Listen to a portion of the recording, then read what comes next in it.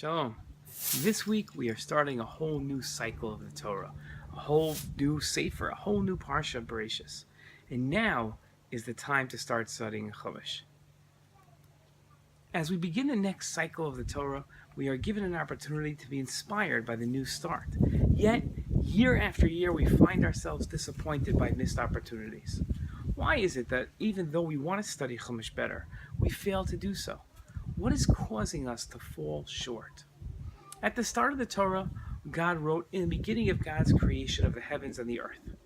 This is one of the more complex verses in the Torah, and to be honest, the English translation doesn't do it justice.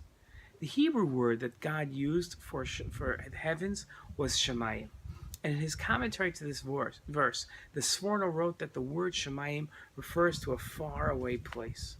The root of the word Shemayim is Sham, used in Hebrew language today to mean there.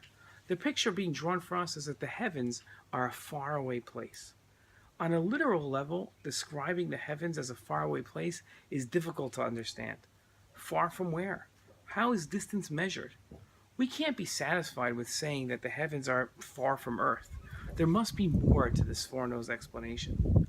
At the start of his work, the Mishnah Torah, Maimonides wrote that the foundation of all foundations and the pillar of all wisdom is to know that there is a primary being who brought into being all existence. Once again, the English translation doesn't do us any favors, as the Hebrew word "there is" that the Rambam used is the same as Sham that the Sforno discussed in the first verse in Bereshit. Commentators on the Mishnah Torah have gone to great lengths to understand why the Rambam chose the Hebrew word Sham, which generally means there, to describe God's existence. How do we understand that?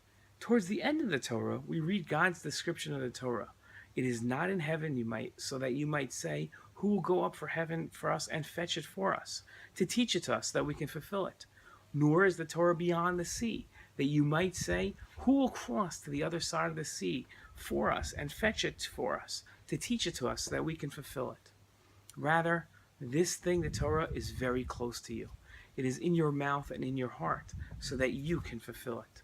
The message God is sending is that his Torah is accessible to all. One doesn't have to go to great lengths to begin studying it, and one doesn't have to stem from a great family line. Rather, one must merely begin studying it.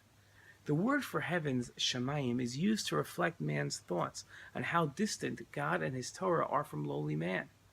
God's existence is described as there because God's existence is so complex it seems distant from us.